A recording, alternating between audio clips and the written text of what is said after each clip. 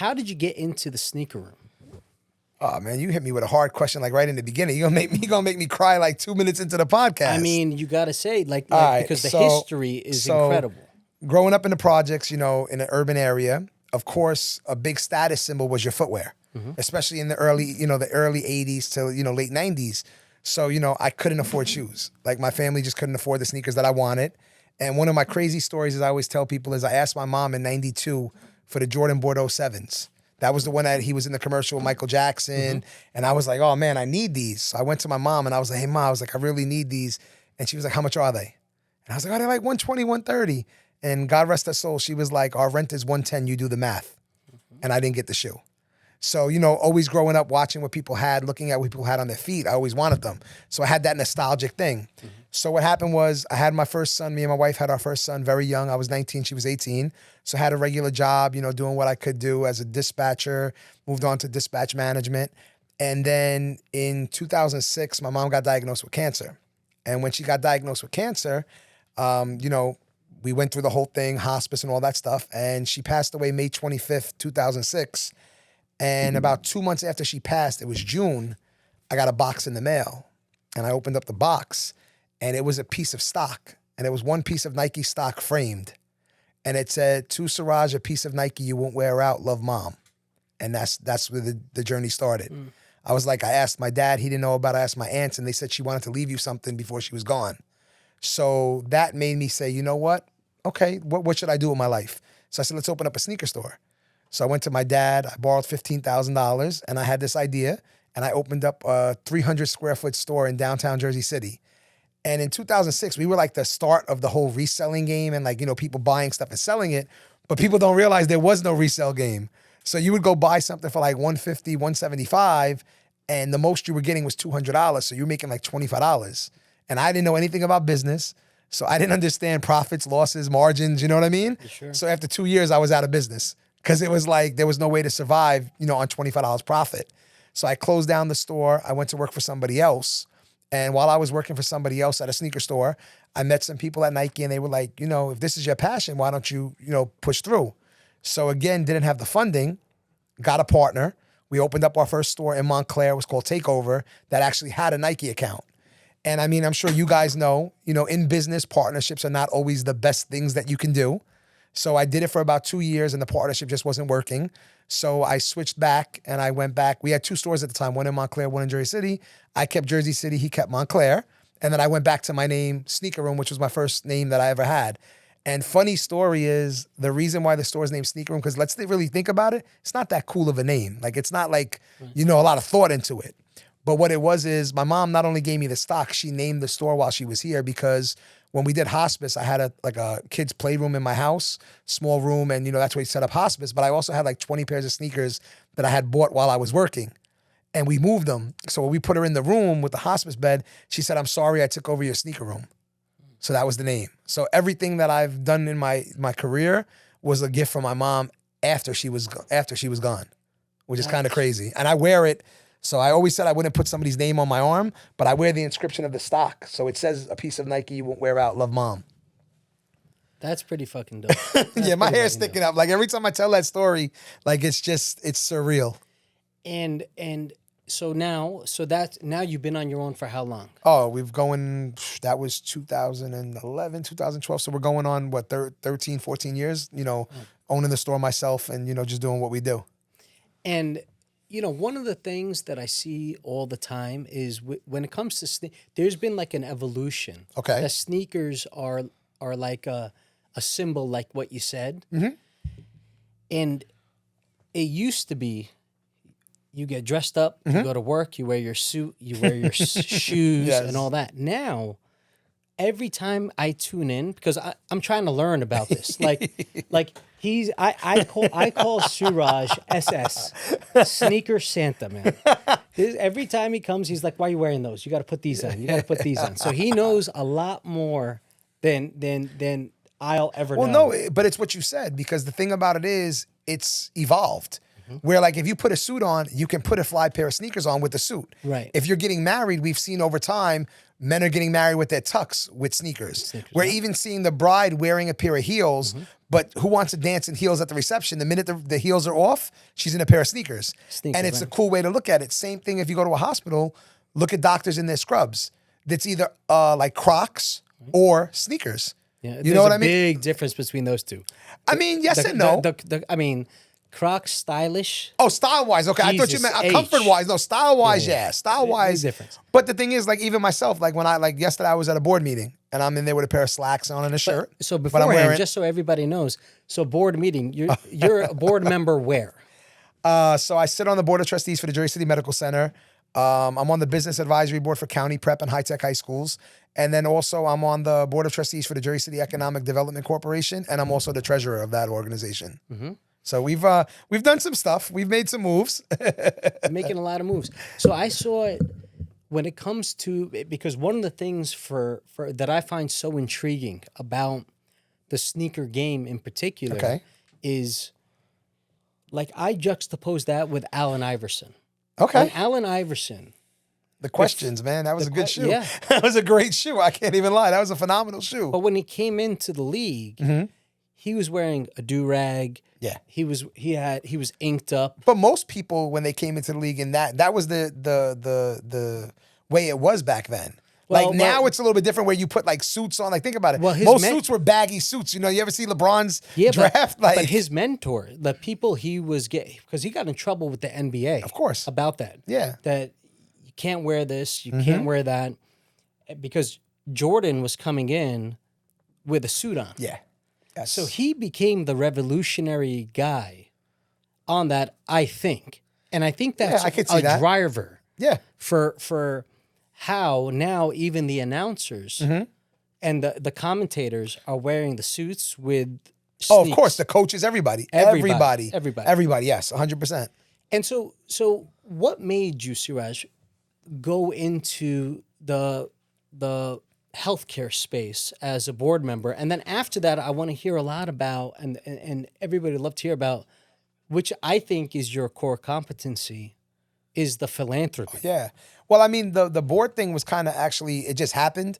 Because what happened was we had started back, I mean, I forgot, you're talking years ago, but we did a Nike ID shoe. I had this idea. I wanted to raise some money for charity. So we did a Nike ID shoe. It was an Air Max 1, and we made it all pink for breast cancer. And everybody, it's funny because we've done now, 1, 2, 3, we've done 5 actual collaborations with Nike on breast cancer, and we've done 3 on our own. But everybody always goes, oh man, I'm so sorry that your mom died of breast cancer. And I'm like, my mom didn't die of breast cancer. And like, what do you mean? You do a breast cancer? I'm like, my mom died of colon cancer. And they're like, okay, but what about the breast cancer? And I'm going to be honest. I'm like, I just want to save all the boobs. I'm a boob guy. Like, I'm just going to be real. Like, you know what I mean? Like people don't understand, like, because you have to be real in your skin. Right. Like, tell the story of why you do it. Right. But the other thing is, when you think about breast cancer. By the way, sorry, Mel. No, she knows. She got nice boobs. We're good. We're good. Sorry, Des. I didn't mean her to hear that. No, but you know. But the thing about it is, like, people don't realize, like, when you really talk about cancer, breast cancer is probably that one cancer that everybody has a story that it relates or touched a family, a friend, a colleague. Like colon cancer doesn't resonate that way in it. So breast cancer is one of the ones that does. And with that being said, we started this, this shoe. We raised the first year like $15,000. And I'm not going to say the organization, but I called up a company, organization in New York, and I donated $15,000. And I was like, wow, like this is what donating is? Like you cut them a check, they come receive the check, and that's it. And I'm like, I kind of don't like this. You know what I mean? Yes. So I did it again the next year, another Nike ID, and same thing, found a different organization. Called them up, did it, same thing.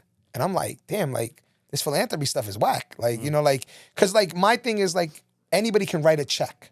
It's what goes in after the check. Yes. So I'm like, all right, so then we tried it a third time, and I'm like, same thing. So I'm like, damn, I've been through 3 different organizations. I'm like, this shit's like, it sucks. Like this is not the way it's supposed to be. Then finally, we did our first actual collab with Nike where it wasn't a Nike ID. And it was with my brother, Victor Cruz, when he was playing for the Giants. And we did his shoe. He had a new silhouette. And we did an all-pink Victor Cruz shoe. So we did 50 pairs of shoes, and we raised $75,000 off of that. So this is when I was like, all right, let's try this one last time. Like, if this doesn't work, then I don't know where I'm putting money from now on. So I called up the medical center, and I just randomly said, hey, I got some money I want to donate. How do we do that? They were like, hold on, sir, we're going to transfer you. And they transferred me to the foundation. And I met this woman named Meg. And let me tell you, Meg Condrich is like, She's not there any longer. She's now in Arizona with, in Pennsylvania with Make-A-Wish. And she's a phenomenal human being. She got on the phone with me, and Meg, if you're tuned in, I love you. I miss you. Thank you for my Christmas cards every year. She still keeps in touch. But she just was like, hey, before we talk about what the finances are or like what you want to do, why don't we meet? I was like, okay. Went down, met with her, and she was like, what do you want to do? And I was like, you know what's crazy? You're the first person that ever asked me that. And I told her, and she was like, all right, let's do this. And so what we did was the Christie Care Waiting Center in the building behind the medical building behind the hospital, we redid the waiting room because women go in there and it's like they're dealing with their mammograms. They're dealing with the results that they might have breast cancer. They're dealing with their treatment plans there. And the waiting room was so gloomy, as most hospitals are. So we were like, let's redo this one. Let's just kill it. So we did new floors, we did new walls, we did new paint. We put a mural on the wall for just to show that there's hope. We put a pair of the sneakers in the case there that we actually did. We put it in memory of my mom. And literally, I donated $75,000 and not a dollar of it went to administration fees. We used all $75,000. Like, I was there to make sure what the contractor was charging. I was there how much the chairs were. Like, they tried to do an $8,000 chandelier, and I was like, we don't need that. Like, nobody needs a chandelier. And that's where I was like, okay, this is how it works. And that's where I got like kind of the blueprint. And then continuing the next year, we did another collab with Nike. And that year we did, we bought 3 giraffe units for the NICU. And we put those in memory of my brother who had passed away, and actually in Meg's mom who passed away, I donated one in her name because she was the one who got me into this. And after those 2 donations, the hospital asked me to be on the foundation board, and I did it. But I was like, after like 3 years on the foundation board, I was like, this is whack. Like, because it's all about trying to get more people to come in and trying to get people to, don't get me wrong, it's important, but it's not what I do. Like, to try to get people to donate money or anything of that nature. So I went to the CEO, Mike, and I was like, listen, I was like, I love the organization because we've done some really good strides, not only in the hospital, but for the community, because the community outreach is what I'm really big on. And I was like, listen, like, if you want me to stay here, I need to step up. Like, the foundation board is cool, but, I need to be on the actual board. And he was like, okay, he's like, let's look into it. And I understand, you're in the medical field. It's not a small thing to be on a board of trustees for a hospital. Right. Like, that's a very, distinguished position. And he called me a couple weeks later. He was like, all right. He was like, fill out this paperwork. And he was like, let's do it. And I was like, oh, yeah. I was like, high five, I made it. Yeah. So, you know what I mean? So that's how it started. And then, like, the Jersey City Economic Development Corporation was through the mayor, Steve Fulop, our great mayor of Jersey City, who's also going to be the future governor. I'm just going to throw it out there. But he got me involved in it because I was so involved in the city. And that's how that opened up. And then the high schools, because I'm always in a high school, I'm always talking. I talked this week. Like, I go back and I talk to the kids because the kids just don't have somebody to answer questions. Like, they can only get so much from their parents, and they can only get so much from the teachers. But like, when I go talk, it's like, let's have a discussion. So I'll do like a 5-minute presentation like you. Who am I? What have I done? Where have I come from? And then like the teacher's like, I'm like, all right, let's open up the question. He's like, no, don't you have anything else to say about yourself? And I'm like, no, it's not about that. Right. Like, I'm here for you. Like, let's hear. And let me tell you, these kids this week, they bugged me out because it was like a business program. And they were asking me about tax write-offs. They got in. They were like, in salaries and everything. So it was great. But that's what we need. Like, we need more Q&As in anything that we do, in health, in medical, in sneakers, in careers, because there's so much that we don't know. And the real problem is you don't know where to find those assets or like, to find the information that you want. Like, that's why, like, I love what you guys are doing at Baker Health with the app. Like, to me, that's phenomenal because you're giving people access to questions that they may have or may not have, or just something that they want. There's somebody there to respond. Like, you didn't tell me, and he didn't tell me to say this. Like, this is just me. Because I love what you guys do. Like, I really, I see it. Because it's a vision. Everything starts with a vision. And you and your brother have this vision, and it's coming to fruition. And it's amazing because that's how I see some of the stuff that I do, like with the charity work. Like, I see a vision, and I'm like, okay, how do I execute it? Right. Like, I wish there was an app for like charity. Like, who could I contact to ask, hey, how do we go about this or how do we go about that? So about the charity, what you do, because there's a lot of what you said that's pretty incredible. Like you said, real quick, you got a place in Jersey City, and then you collab with Nike. Yeah. I'm sure a lot of people are like, holy shit. Yeah, that This was guy got dream come Nike. true. Dream come true. Because, there's a lot of companies that are, Nike partners for years and don't have a collaboration. And it's a dream come true. We've done now to date, the pandemic switched up everything. You know how that goes. Everything, business has changed and all. But to date, we did the Nike Bo Jackson, which was one of my favorite shoes of all time. We've done the Nike Element. That's a great shoe. We did the Air More Money. We did the Victor Cruz. I think that's the only ones that we did with breast cancer. And then the Kyrie, we did 3. So that's 7. But each shoe that we did, we had different variations, which have another style number. So that's another collab. So when you do all the math, I think we were at 23 or 26 actual sneaker room shoes. And we took all the fun. See, that's the thing that people don't understand. Every single dollar that we made, the way it works is we bought the shoes from Nike for wholesale. So we paid them the wholesale price. All of the profit we donated. So with that donation, I think it was like somewhere over like 1.4, 1.6 million that we gave back from the sale of those shoes and put into the community. Yeah, that's a charity. That's a real charity. Well, you guys, thank you for you guys. You guys helped me last year with our block party that we do every year.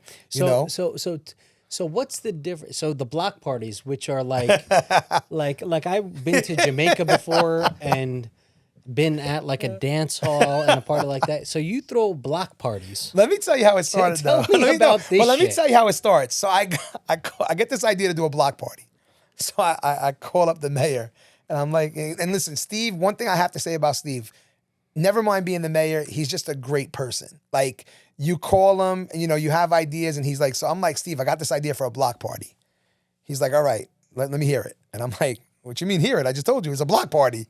And he was like, what do you think it takes to do that? And you know me, I'm like, oh, you get 4 barricades on this side, you get 4 barricades on there, and that's it. We got a block party. Right. And he was like, so what about the fire trucks? What about the ambulances? What about the buses? What about the police station on your block? Right. And I'm like, what do you mean, what about? He's like, so where do they go? And I'm like, oh man, good point. So I'm like, so in my head, I'm like, all right, it's a wrap. Like we're not doing this. He's like, oh yeah, we got this. So we did it. So we partner with Jersey City Police Department, which they're great too, because they help us in terms of we close down the street. They give us the security. They do everything. So it's the Sneaker Room and Jersey City Police Department block party. And every year we do anywhere from an average of 1,500 to 2,000 book bags. And these are good book bags. Like these are not like, the $5 book bags. Right. These are $50 book bags. Like it's either usually Adidas or Nike, one of those companies. And what we do is we shut the street down. We have the DJ, we have the stage, we have rides for the kids, we have the ice cream truck, we have, water for free. You got the haircuts. haircuts. We turn the store into a salon. Yep. Haircuts, and everything is for free. Nothing is for sale. And it's just like when we shut the street down and we start the party, like every year I watch the video and we get like an aerial view from the drone and I'm just like, wow. Like even I sit back sometimes and I'm like how do we pull this off? And it's like, it's the staff that I have, my staff, who's my family, everybody that works with me, on them, the city, the police department. Like, it's just great when you can get your community involved with you. And it's thanks for sponsors like yourself, helping us out with the block party. Yeah, no doubt. Always. So you heard he just confirmed again he's sponsoring the block party. Just throwing it out there. Always means always. No. So Suraj, your academic history. Oh, it's bad, man. It's really bad. So for kids, it's really bad. For kids, so you're what is an entrepreneur in every sense of the word. Yeah, I went to grammar school for free. So I went to a Catholic grammar school because my mom was the lunch lady.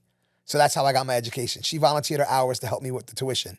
So I did that. Then I went to Hudson Catholic for 3 years till my junior year, and I got kicked out of Hudson Catholic. Yeah. And then my junior year, I went to Woodridge High School. We moved out. That was when we actually moved out of the projects. That was 97.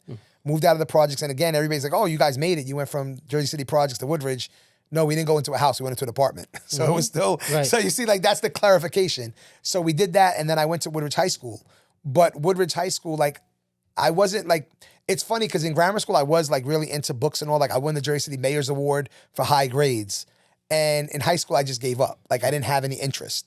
And when I went to Woodridge High School, honestly, I say this, with respect, I shouldn't have probably even got my diploma because my brother had passed away May of 98, which was my senior year. And I just lost it. Like I went through a phase where grades didn't matter, even going to school didn't matter, and they still passed me.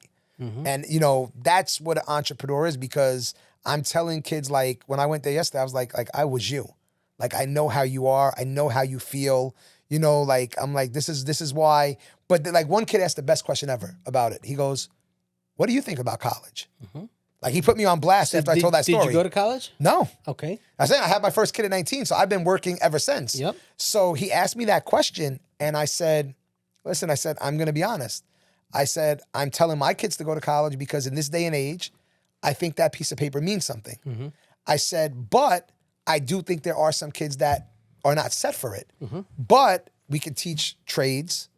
We can teach, civil servant. That's the problem, I think, with us. When we went to school, nobody told you that. Right. It was simple. 98, go to college or you're going to be a failure the rest of your life. Right. Now there's so much more. Right. Like, it's like you could become a cop and retire in 25 years with a full pension. You could become a mailman. You could become a plumber. With AI and all this stuff going on, actual hard hand skills is what's not going to be able to replace. You're not going to be able to replace a physician, like you. You're not going to be able to replace a plumber, electrician. That's stuff that we need, and I think that's where we're losing it. So the kid was like, wow, like, okay. And then I did tell him, I was like, but my wife, she made it a thing where she didn't go, because my wife is funny story, but when she was 18, she graduated high school. She was married and pregnant when she graduated. Like, think about that at 18. Right. And when we had our kids, she made it a point that she did want to go to college when she was younger, but, life didn't allow it. She went back while the kids, and she said, I was going to beat my kids to graduate. And she did. She went back, she got her associates first, then she got a bachelor's, then she went for her master's. So she was like, I beat that. And I think that's a way to show it too, because don't only look at my side of the education, like I'm an entrepreneur because I didn't do it. That just shows that you could go back and do it. So it's never too late to really figure out what you want to do.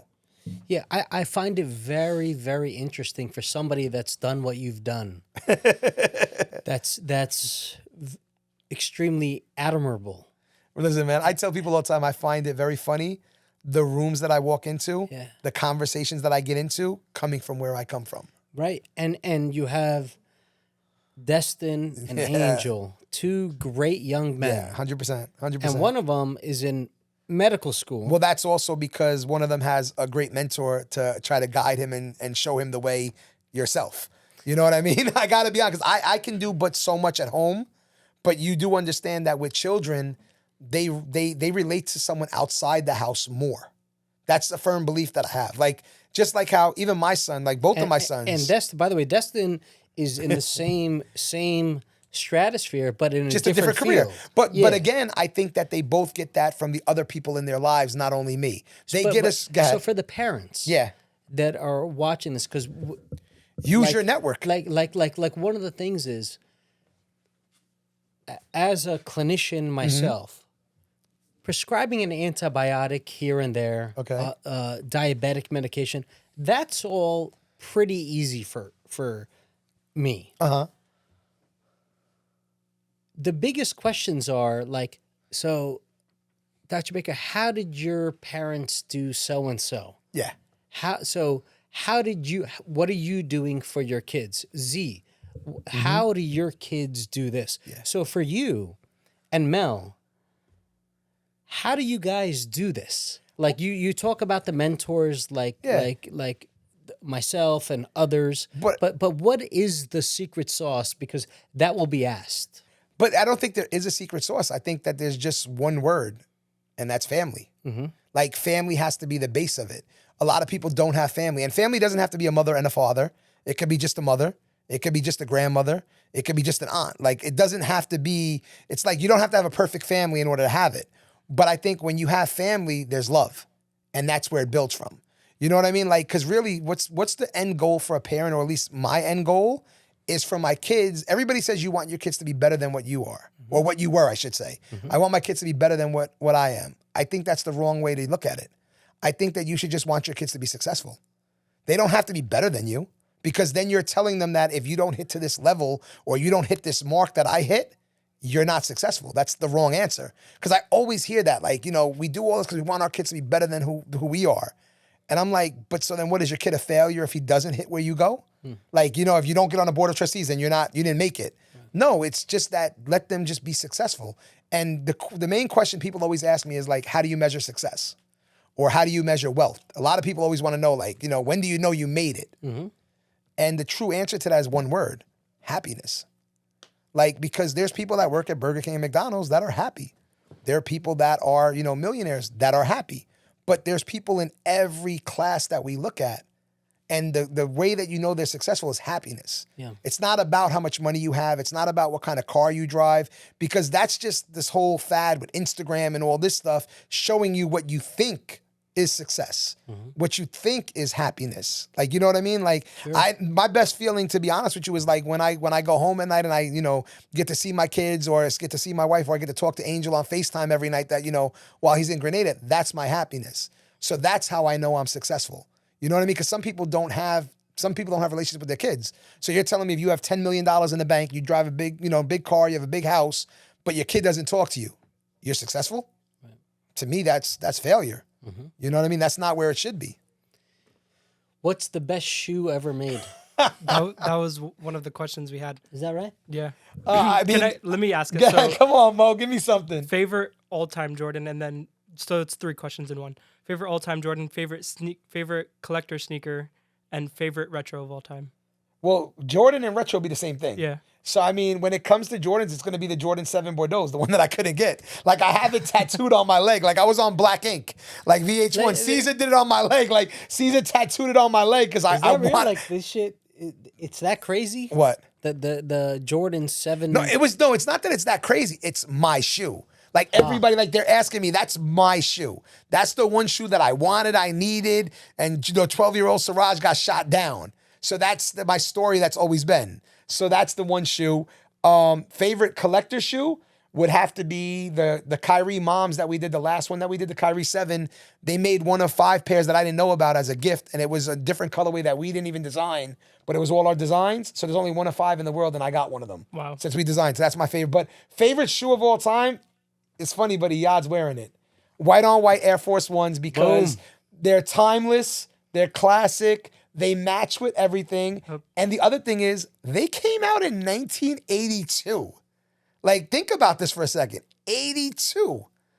Think about that. So you're talking, what is it, 82, 18, 24? You're talking literally 42 years later, they still resonate. Yeah. There's not much in life that after 42 years that still means something, Like, think about it. Medicine that they were doing, I'm going to go into your field now. Medicine that they were prescribing 42 years ago, is all of it still around? Or has it evolved and changed? Medicine changes every 3 to 5 years. So 42 years, they're still here. That's the Mona Lisa. Yeah, exactly. Next question from somebody in the live asked. They said, business question for Mr. Suraj. You're clearly an extremely successful entrepreneur.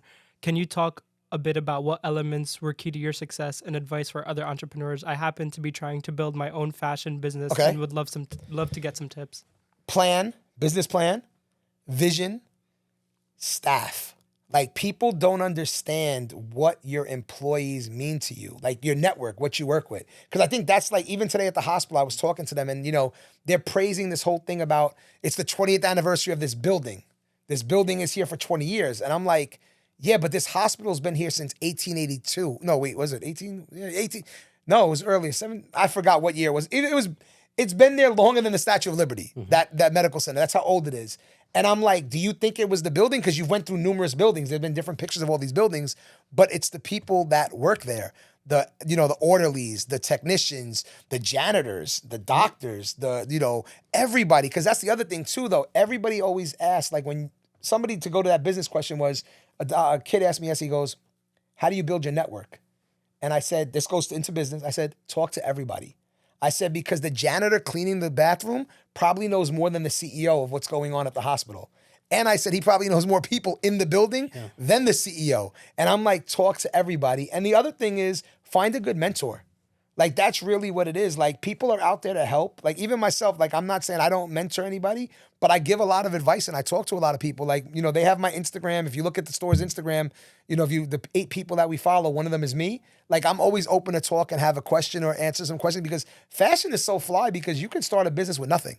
Mm-hmm. Like, you can literally design a shirt, put a graphic on it, mock it up, and pre-sell it. Use Instagram to pre-sell it to your people. And then what happens is, after you get 10 orders, then make them. So if you don't get any orders, you don't lose any money. And if you get 100 orders, you made a lot of money, and you never put out $1 to start. Right. So there's a lot of businesses like that.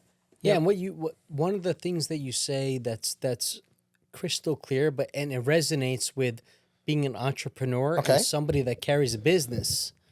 Is you talk about like the people, you talk to people, you do all of that, but you have your own company and you're a philanthropist Yeah.